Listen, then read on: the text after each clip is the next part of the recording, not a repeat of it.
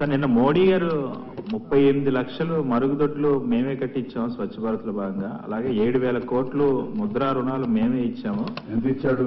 అంతే. మరుగుదొడ్డికి ఎంత ఇచ్చాడు? 8,000 ఇచ్చారు. మనం ఎంత ఇచ్చాం? 15,000 ఇచ్చాం. స్వచ్ఛ భారత్ లో వాళ్ళు ఇచ్చింది 8,000, మనం 15,000 ఇచ్చాం. నేనే రికమెండేషన్ ఇచ్చాను. 15,000 ఏమంటే ఆయన ఇచ్చింది 12,500 రూపాయలు చేశారు. 12,500 రూపాయలకి ఏమొస్తుంది మరుగుదొడ్డి?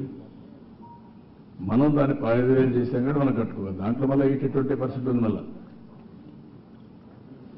ఇవన్నీ కూడా ఒక పద్ధతి లేకుండా మేమేదో చేసేసాం, అన్నీ ఇచ్చేసాం. మీరు ఇవ్వడం ఏంటి? ఎక్కడి నుంచి వచ్చారు? మేము ట్యాక్సులు కట్టలేదా? మా ట్యాక్సులు కాదా ఇవి?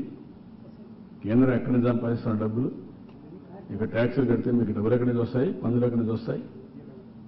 దానికి సమాధానం చెప్పాలి. ఒక్క అమరావతి నేను కడితే 6,000 కోట్లు వస్తున్నాయి. వాళ్ళకి 5,000-6,000 కోట్లు మినిమం. కన్స్ట్రక్షన్ పీరియడ్లో 5,000-6,000 కోట్లు వాళ్ళకి ఆదాయం వస్తుంది. దానికి సమాధానం ఏంటి? మీరు ఇచ్చింది ముష్టి 15,000 కోట్లు.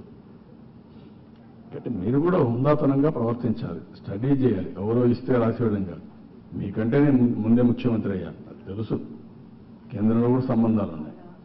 మీరు ఫోకస్ చేయకపోవచ్చు, నేను ఎప్పుడు ఫోకస్ చేస్తాను. మీరు ఏం క్రియేట్ చేశారు? ఒక ఎకో సిస్టమ్ చెప్పండి. గుజరాత్ని ఏం చేసేశారు? గుజరాత్ కంటే సౌత్ ఇండియాలో అన్ని రాష్ట్రాలు బెటర్గా ఉన్నాయి. Tamil Nadu is far ahead. Kerala, ఇప్పుడు నవ్వు కేరళ టర్మాయిల్ క్రియేట్ చేశారు. ఏ రాష్ట్రం హ్యాపీగా ఉంటే వాళ్ళకి నిద్రపడదు. ఏ వ్యక్తి ఆనందంగా ఉంటే వీళ్ళకు మనసొప్పదు.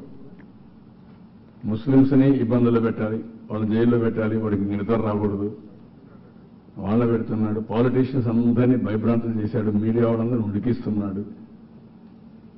ఇంకొక పక్కన ఇప్పుడు కేరళ జరిగితే అక్కడ చిచ్చు పెట్టాడు.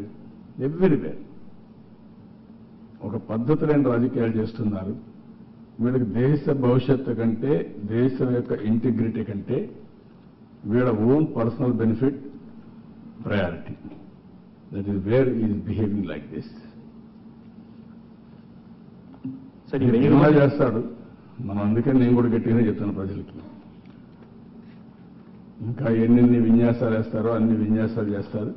Will work it out.